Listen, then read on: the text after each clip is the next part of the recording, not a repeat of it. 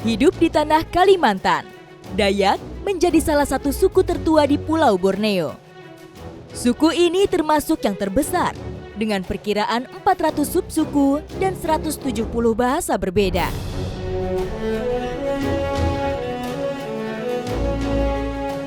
Nah, jadi asukeng ini selain menjadi perhiasan, menjadi simbol kecantikan suku Dayak Bidayuh Badat.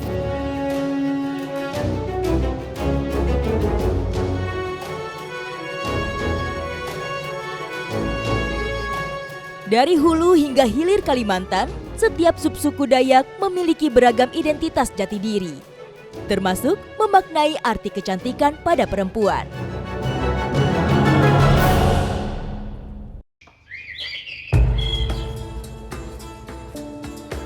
Jauh di pedalaman hutan Borneo, saya melangkah mencari definisi cantik yang berbeda. Di batas Khatulistiwa dengan negeri jiran Malaysia, wilayah Dusun Badat Baru, Desa Suruh Tembawang menjadi tujuan petualangan saya. Terletak di Entikong, Kabupaten Sanggau, Kalimantan Barat, Dusun Badat Baru dihuni oleh mayoritas suku Dayak Bidayuh. Suku ini memiliki kelompok kecil yang mendiami wilayah Kalimantan Barat dan Sarawak, negeri jiran Malaysia. Meski jauh di pedalaman, hangatnya sambutan warga setempat membuat saya begitu dekat.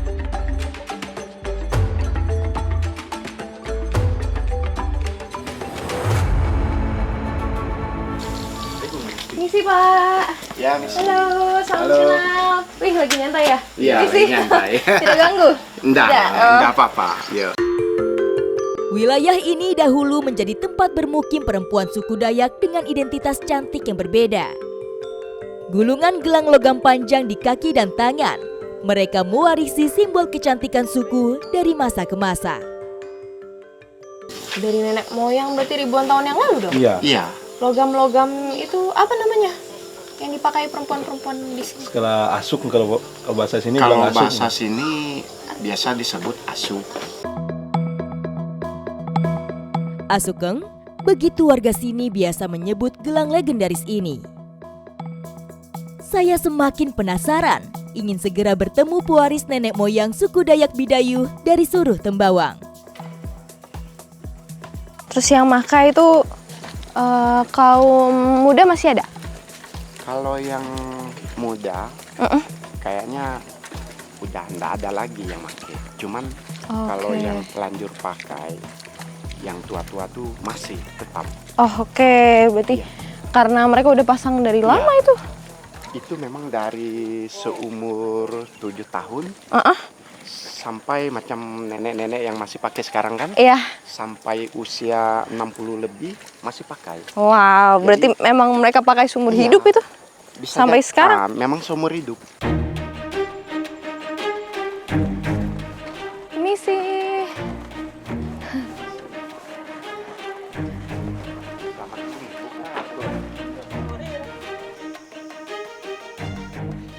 Nenek.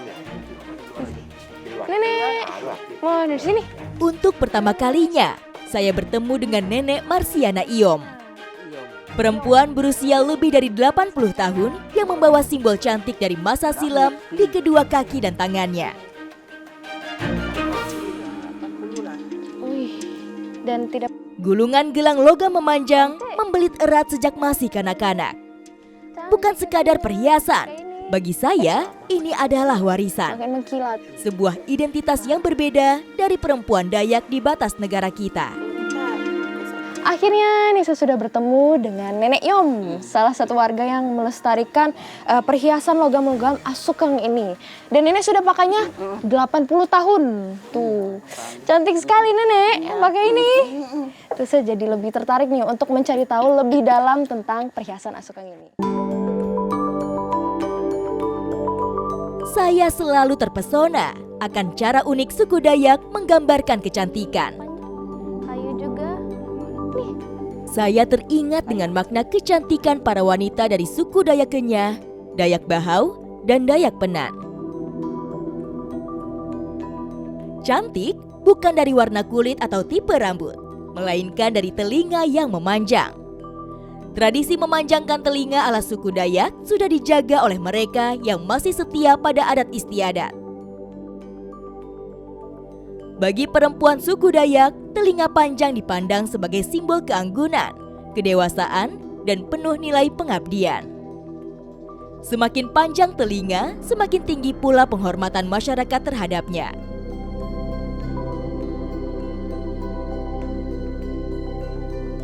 Sebagai suku yang memiliki lebih dari 400 subsuku di dalamnya, identitas cantik ala suku Dayak bisa berbeda-beda. Makna cantik bisa berwujud dalam lilitan logam tembaga di sepanjang betis dan tangan perempuan. Gelang-gelang panjang yang digulung dengan rapi di tubuh perempuan Dayak Bidayuh Badat bisa menjadi lambang kekuatan dan keteguhan hati yang abadi.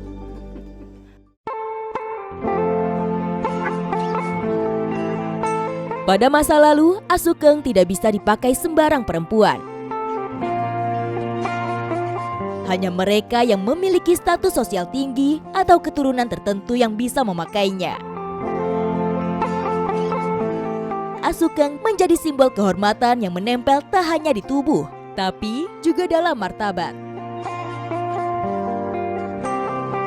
Biasanya, mereka yang sudah memakai asukeng terutama di bagian kaki tak pernah melepasnya bahkan hingga akhir hayat.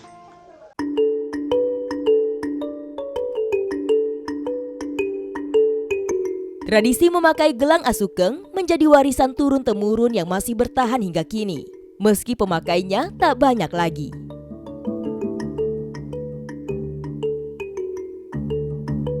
Hari ini saya beruntung dapat berjumpa dengan Marianela, gadis muda keturunan Dayak Bidayuh dari Dusun Badat Baru.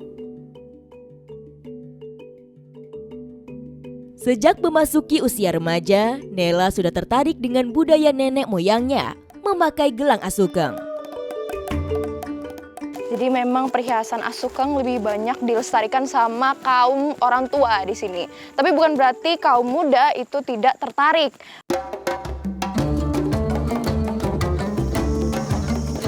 Asukeng ada yang sudah terpasang sejak balita.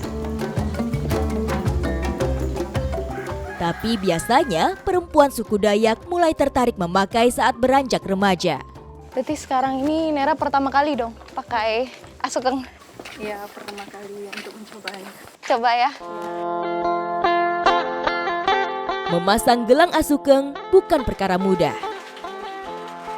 Sejak dulu, perempuan suku Dayak Bidayuh akan saling membantu untuk memasangnya.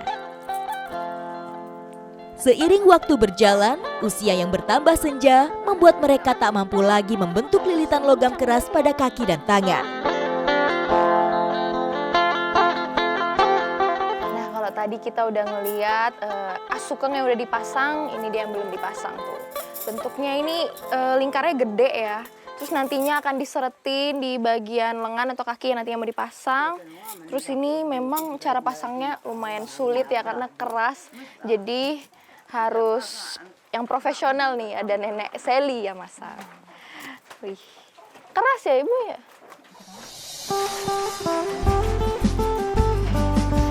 Di luar Dusun Badat, ada yang menyebut gelang asukeng dengan nama batuk. Umumnya, gelang ini terbuat dari bahan yang sama, berupa bilah tembaga padat dan panjang yang digulung hingga membentuk seperti per atau pegas. Nah, ini dia perbedaan asukeng yang mau dipasang di kaki sama yang di tangan. Kalau yang tangan itu diameternya lebih kecil dibanding sama asukeng yang mau dipasang di kaki. Tuh, kalau bisa dilihat ya, ini berat banget. Ini mungkin ada sekilo loh. Dan ini nantinya akan dipakai selamanya, nggak akan dilepas. Gimana ya? Berat banget. Gelang-gelang ini adalah warisan turun-temurun lintas generasi. Dahulu, gelang ini didapat jauh dari negeri Malaysia dengan menukar seekor ternak untuk mendapatkan satu gulung perhiasan tembaga ini. Dan ternyata untuk masang asukeng ini juga nggak bisa orang sembarangan. Harus yang udah ahli yang biasa masang ini. Contohnya kayak Nenek Seli. Karena kalau nggak terbiasa, selain karena logamnya yang berat ini juga bisa patah. Ini katanya nih yang bekas patah. Ini bekas patah ya Nenek ya? Itu dia. Bekas patah. Terpasang dalam jangka waktu lama, bahkan seumur hidup, gelang asukeng selalu butuh penyesuaian. Gelang akan kembali dikencangkan atau dilonggarkan seiring perubahan bentuk fisik sang pemakai. Tidak perlu doa-doa dulu, tidak ada ya? Nggak ada. Oh, nggak ada. Oh, jadi memang kapan aja mau pasang boleh ya? Tidak perlu ada ritual atau doa-doa gitu.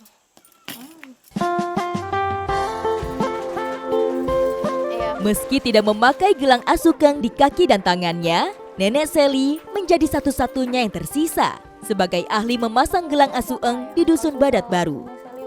Keterampilan ia dapatkan dari ibu dan neneknya yang juga menjadi pemakai asukeng. Tapi ada nggak yang datang ke Nenek Seli untuk pingin belajar gitu masang asukeng? Ada? Wajah, nggak ada. Tidak ada? Tapi Nenek Seli ada tertarik gitu mau ngajarin mungkin anak-anak muda untuk pasang asukeng? Mau saya ngajar, Mau? tapi dia nggak mau. Jarang ada yang mau ya sekarang ya? Kalau dulu banyak yang bisa masang. Kalau sekarang jarang. Tidak adanya generasi muda yang tertarik melanjutkan tradisi asukeng membuat regenerasi ahli pemasang juga jalan di tempat. Nah, jadi dari tadi Nenek Seli ada cerita kalau Nenek itu ada sedikit kekhawatiran kalau saat ini itu sudah tidak banyak anak-anak muda atau orang-orang lain untuk belajar memasang dan juga memakai asukeng ini. Jadi yang Nenek Seli takutkan itu nantinya tradisi ini akan punah. Melihat Nenek Seli memasang gelang asukeng di kaki Nela, membuat saya ingin mencoba belajar. Sulit ya kencenginnya ya? Sulit, toh. Coba, Saya coba ya. coba. Tadi saya pengen coba soalnya ngeliatnya. Wih, keras. Aduh. Wow.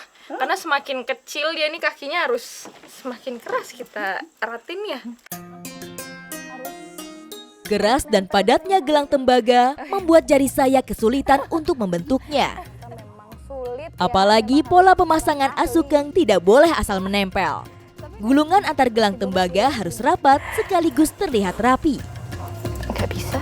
Ini takut. Tapi Nera sakit. Sakit lumayan. Kejepit. Sakit. Kejepit ya? Iya. Sampai kejepit. Soalnya kita masang ini harus dempet-dempet ya. Apalagi ini harus ditarik-tarik jadi kulitnya kejepit. Tadi saya jadi takut. Tenaga yang terbatas membuat Nenek Seli butuh waktu cukup lama untuk memasang asukeng. Pada satu kaki saja bisa memakan waktu sedikitnya 1 jam. Akhirnya setelah 2 jam pemasangan jadi juga nih asukeng punya Nela. Gimana rasanya? Lumayan sakit. Belum terbiasa ya? Iya.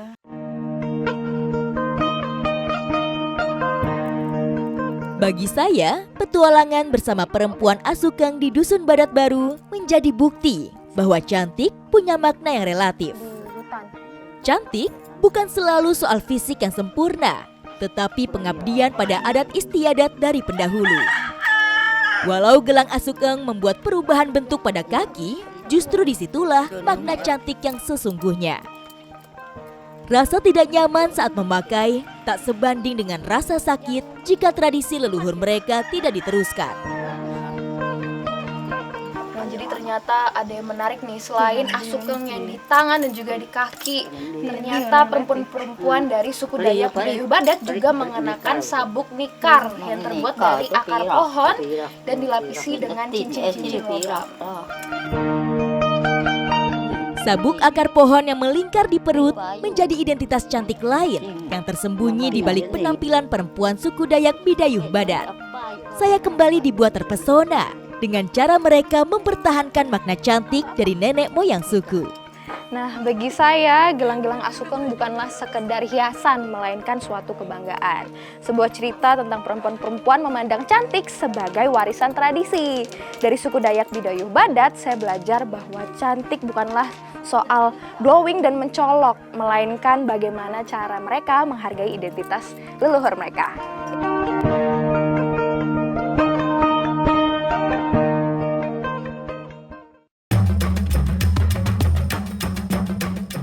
sakit banget karena ini gelang asuh kangnya itu sempit. Ini nggak sakit.